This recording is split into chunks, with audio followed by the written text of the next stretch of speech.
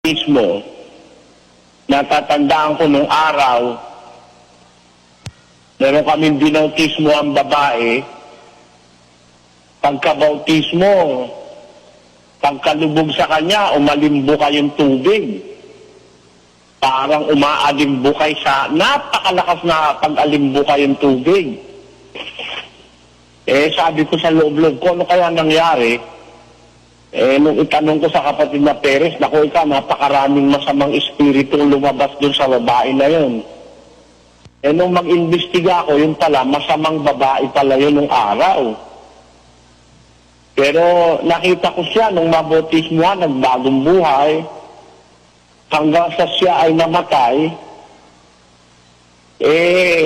maayos siya sa kanyang paglilingkod, masigla siya. Namatay yun sa kandungan ni Brad Boy. Ang pangalan nun, Goring. Masama pala ang buhay na pinagdaanan nun. Yung bautismuhan namin yun, umalimbuka yung tubig, malakas. Parang hinahalo yung tubig. Kahapon, may binautismuhan dyan, ganyan din ang karanasan. Kaya yung mga hindi nakatalaga pumupunta sa pasalamat, sa malamang yan, pasukan ng masasamang espiritu Pakinig mo nga ito, pakita mo nga, kapatid na Luz. Sige po, pakita nga po natin.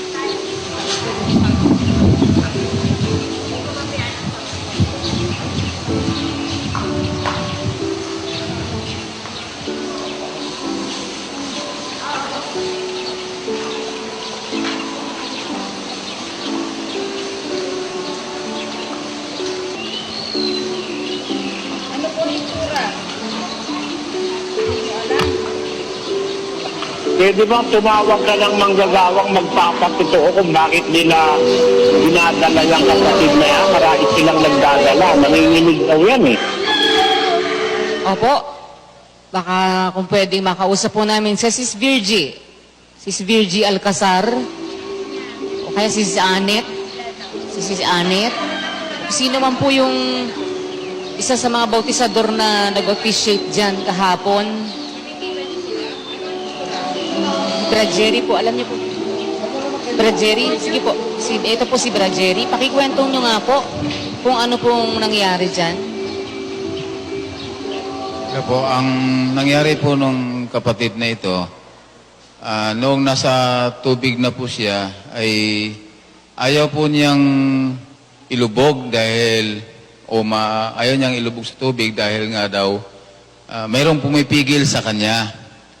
At nangingisay nga po siya, kaya inahon siya doon sa itaas uli at tinanong ng ating mga kasamang bautisador ng mga babae kung sino pumipigil sa kanya.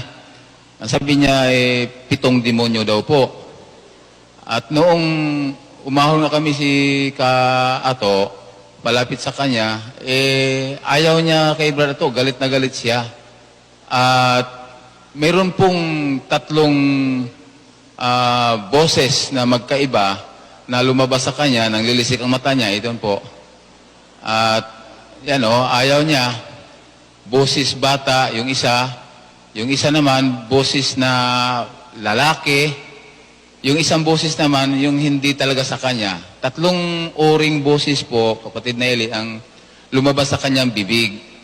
Tinanong namin siya uli, iba po ang sagot niya. Kaya hindi po namin malaman sa pagkakataon na yun kung ano ang gagawin.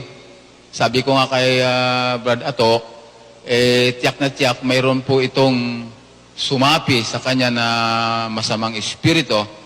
Sabi ko, total, malakas naman yung espiritong nasa atin, ilubog natin to. Tinanong muna ni Brad Ato, ayaw pa rin niya po. At nung tinanong siya ni Sis Anet, kung sinong pangalan niya, pinarelax muna, nakasagot naman po na siya daw si Corazon at ang apelido, nasagot din niya, Punsalan. Pati yung pong edad niya ay nasagot niya na 6 na pong taong gulang na po siya. At lumapit din po ako, nagtanong din na po ko sa kanya, medyo huminaho na po. Kaya noong nakapagpasya si Brad Ato, na tanungin siya kung talaga nasa kalagayan niya, gusto daw niyang magpabautismo. Kaya nung pagkakataon na yon, tinanong siya ni Brad Ato kung naunawaan ba niya ang doktrina na kanyang pinakinggan. Naunawaan daw naman niya at gusto daw niyang magpabautismo. Kaya doon po sa dakong walang tubig, doon na po siya tinanong ni Brad Ato kung tanggapin niya ang bautismo at mga doktrina, kanyang tutuparin. Umuo naman po, kaya inilusong namin siya muli sa tubig at doon na nga po ay nilubog. Talagang nung pagkalubog po, na manghanga rin po kami dahil bigla pong nagliwanag ang kanyang mukha at maayos na po siya. Kaya nga po, niyaka pa po siya ni Brad Ato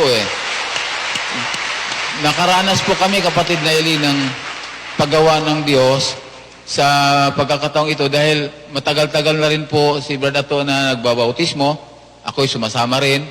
Ngayon lang po kami nakaranas ng ganitong pangyayari na nagkaroon ng ganitong uri na sinasapian ng masamang espiritu. Kaya nagpapasalamat po kami sa Diyos na talagang niloob niya na ang isang kaluluwang ito ay mailigtas pa. Napakabisa po ng tubig na may kasamang salita sa bautismo na ating ginaganap. Salamat po sa Diyos. Yun po ang nangyayari, kapatid na Soriano. Kitang-kita dyan sa kapatid na yan na bago bautismohan, may nakasaping espiritong masama. Pero pagkabautismo, makikita mo yung kanyang aura ng kanyang mukha.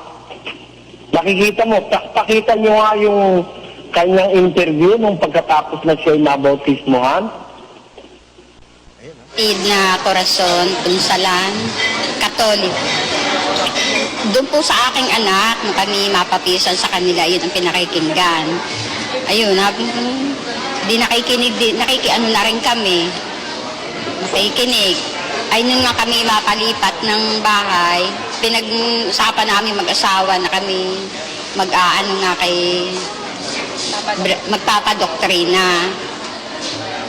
Pinakao namin yung si kapatid na Uwel Awayan. Pinuntahan naman kami sa bahay. At kumaon na nga ng manggagawa. Ibang-iba ang dating daan sa aming pinagmul ang relihiyon. Ang masasabi ko dyan namin nakita ang totoo talaga. Iba ang sa Katoliko. Ako'y nakakakuan din. Ako'y nagkorsilyo. Sumapi ako sa simbahan ng Black Rosary. Iba talaga ang karanasan. Hindi ko nakita doon sa Katoliko. Mas naramdaman ko dito sa Iglesia ng Diyos. Mensahe ko kay kapatid ni Eli. Sana bigyan pa siya ng mahabang buhay para makapaglingkod pa sa maraming tao. Ayun, matagal na nangyayari sa akin. Pero, hindi na, tumigil na nga yun. Isa pang, matagal na akong nagkakagayon. Ano po yun sa tingin niyo? Maraming nakagamot sa akin, pero hindi mapaalis. Hindi mapaalis yung yun. Masamang espiritu. Malaki na ang nagastos ng mga ko noon. Alam lahat na aking mga anak na ako yung nagkakagay. Isa pa yun sa kaya aking iniano dito. Sabi ko nga, baka kung ako'y mabautismuhan dito, mawala ng tuluyan. Iyon ang isa pang talagang dahilan. Oo, yun talaga ang naging dahilan. Baka mawala na iyon. Kaya talagang ako'y pilit na 18. 18 ako noon. Nagbubuntis ako sa aking anak. Oo. Na nangyayari yun sa akin. Pabiglat. Ay, kanina nga yun. Ano pong masasabi niyo sa ano pong nangyari kanina? Ayun nga, nung parang ilulubog na ako, natumba na, hindi ko na alam. Hindi niyo po alam. Hindi ko alam. Eh, nung hindi po nakakadal kayo. Iba na. Iba na ang hindi. Pero narinig niyo po kami. Nung may ano na ako, nung may wish na ako na ano, Kailan po parang, kayo nagkaroon? nung ako'y tingnan na sa dugo, yun, parang utay-utay, yung ako'y bipihin, utay-utay na akong naaano noon. Alam ko na kung anong BP ko. And ilan po kayo ni Brad? Alam niyo po yun. Nino, Si kapatid na. hindi. Hindi pa. Hindi pa. Iba pa ang ano ko. Pero nung sumagot po kayo na tinatanggap niyo yung baptism, Alam ko na. Alam ko na. naramdaman niyo umalis na siya. Ano pong pakiramdam Parang, nung nailubog na kayo? ay, ang sarap. Ang sarap ng pakiramdam ko. Napakagaan. Napatunayan niyo na, Oo. na umalis. Na umalis na siya. Iba talaga. Ano pa pong masasabi niyo bukod doon? Mensahe po para sa Sana. mga taong nakikinig na wala pa po dito sa pagsasama-sama. Sana maraming tao pa ang mapasapi dito sa ating kapatirang ito.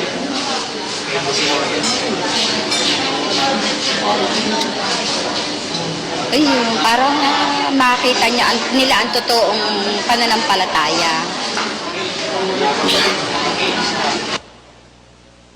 Ayun, ito po si Brad Ato, Brad Eli, kung mayroon siyang gustong sabihin tungkol dito sa na-experience po nila kahapon. Kapatid Nelly, sa lahat po ng pagkakataon, kahapon lang po namin na-experience yung ganong klase ng pagbabautismo. Kasi po, nung ang binautispoan po namin kahapon, mahigit na 6 na po eh. Ngayon, nung ito pong kapatid nito, nung nadudo na po siya doon sa Botisaryo, biglang-bigla na lang po siya parang hinimatay. Ngayon, kung tingnan ko, hindi naman ganun po yung talagang hinihimatay. Ang hinihimatay po kasi parang sa tindihan, naiiyak siya, naninigas. Siya po hindi malambot eh. Tapos, ang tingin ko po sa kanya, parang patay. Nangingitim po yung, parang zombies yung pinapalabas po sa television na nangingitim po yung mata, nanlilisik. Kaya yan po nakikita po natin na yan. Ngayon, nagpatawag nga po ako ng doktor. Akala ko po kasi baka nga po ako kung ano na nangyari. Pero humihinga naman siya. Hanggang doon sa binuhusan po ni Sis Adit ng tubig at pinadidiin ng kisikmura hanggang doon sa natauhan. Ngayon, nung matauhan po siya, ganyan na po siya. Ngayon, sa tuwing lalapit po ako sa kanya, tinataboy niya ako. Ang sinasabi po niya, ayaw ko sa'yo, boses lalaki po yung naririnig ko. Ayaw ko sa'yo, nalilisik po yung mata, tinatakpon po niyo yung kanyang muka. Iniiwas po niya yung mata niya sa akin. Ngayon, sabi ko sa mga kasamang botistador, hindi ka ako siya kausap natin, demonyo ka ako yung kausap natin. Kasi 3 boses po yung naririnig namin eh. Minsan nagsasalita po siya na parang boses bata, pagkatapos nagsasalita rin po siya ng, yung boses niya, pero hindi po yung talagang natural na boses niya. Ay hanggang doon sa nga po lumabas yung boses na malaki na parang boses lalaki, na ayaw nga raw po niya sa akin at itinataboy po niya ako at siya raw po pinipigilan ng 7. Ngayon, tinanong po ni Sanit kung sino yung 7. Sabi po, 7 demonyo. Ay talaga po lahat ng balahibo sa katawan ko nakatindig nung oras po na yon. Ngayon, sabi ko, nag-uusap po kami ni Brad Jerry, sabi po ni Brad Jerry, hindi natin pwedeng bautismo ang pagkaganyan. Ngayon, na hindi ko po alam kung ano magiging desisyon ko. Ngayon, nung tanungin po siya uli ni Sis Annette, kung ano pangalan mo, maliwanag po niyang nasagot, Corazon, sabi niya ganon. Ano apelido mo? Kunsalan. Tapos ilang taon ka na, 6 na po. Doon po na po desisyon ko na maliwanag yung isip ng babae, ng kapatid, inaalihan lang ako ng masamang espiritu. Kaya ang ginawa ko po, sabi ko, Diyos ko, tulungan mo kami sa loob-loob po kung ganon. Ngayon, ang naisip ko po, yung mga karumal-dumal na espiritu, takot sa salita ng Diyos. Kaya sa kauna-una ng pagkakataon, kahapon po, yun po ang nasabi ko. Kapatid na Corazon, yung pag-officiate ko po sa kanya, natatakot ka ba sa salita ng Diyos? Ayun, doon po siya sumigaw ng malakas na, sumigaw po siya ng opo. Ayun, tuloy-tuloy na po yun. Hanggang doon sa umiiyak na po siya. Tapos naramdaman po ni Sis Anet, siya po kasi pumipigil doon sa panginginig. Naramdaman po ni Sis Anet, nawawala na po yung kanyang panginginig.